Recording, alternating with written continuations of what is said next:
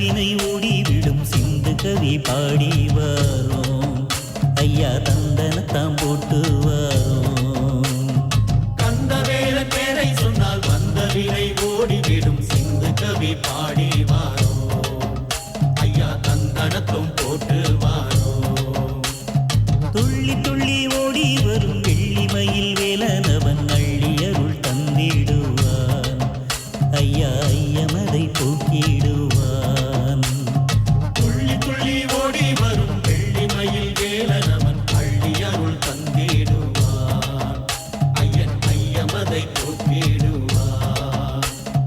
ஆறுபடை வீடு தோறும் ஆனந்தமாய் பாடி வரோம்.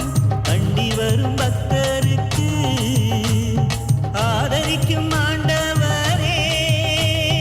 கந்தனுக்கு வேல்வேல், முருகனுக்கு வேல்வேல், அழகனுக்கு வேல்வேல், குமரனுக்கு வேல்வேல், கந்தனுக்கு. இந்த முருகப்பெருமானை தரிசிப்பதற்காக இந்த தைப்பூச காலத்தில் பக்தர்கள் பலரும் பாத யாத்திரையாக வருகிறார்கள் என்பது மிகவும் ஆச்சரியமான ஒரு தகவல். நவீன தொழில்நுட்பங்கள் வளர்ந்த இந்த காலத்திலும் அந்த நாளிலே எப்படி முருகப்பெருமானை வணங்கினார்களோ அதே போல பக்தர்கள் பாத யாத்திரையாக இன்றைக்கும் பழனிக்கு படையெடுப்பது நாம் காணக்கூடிய ஒரு அற்புதம். இந்த பழனியம்பதிக்கு ஒவ்வொரு வருடமும் தைப்பூச காலத்திலே பல லட்சக்கணக்கான பக்தர்கள் பாத யாத்திரையாக வருவார்கள். அங்கே இருக்கக்கூடிய ஒவ்வொரு பகுதிகளில் இருந்தும் முருகனடியார்கள் ஒன்று திரண்டு இந்த யாத்திரையை துவங்குவார்கள்.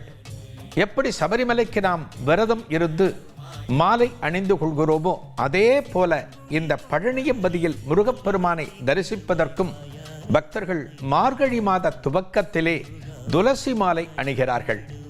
அந்த துளசி மாலை அணிந்து ஒவ்வொரு நாளும் சைவத்தையே உண்டு முருகப்பெருமான் திருநாமங்களை சொல்லி இந்த தைப்பூச காலத்திலே பழனி தண்டாயுதபாணியை தரிசித்து தங்கள் விரதத்தை பூர்த்தி செய்கிறார்கள்.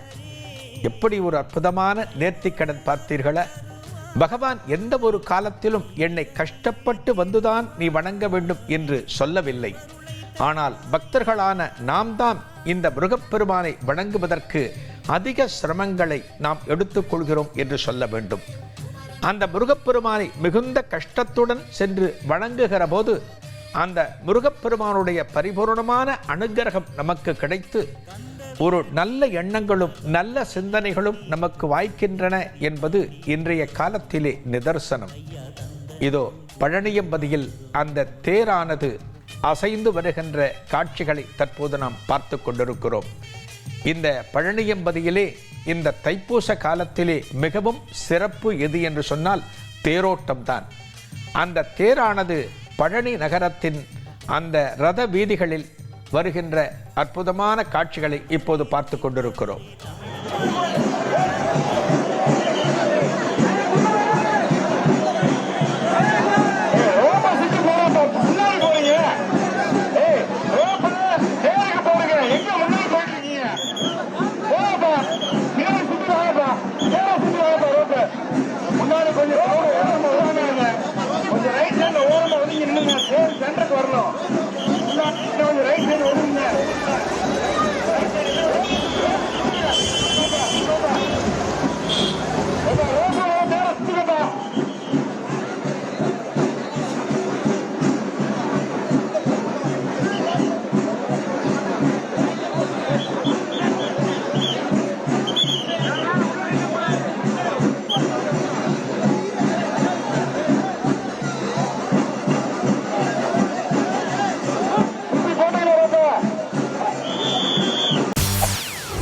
செய்திகளை உடனுக்குடன் தெரிந்து கொள்ள உடனே சப்ஸ்கிரைப் பண்ணுங்க.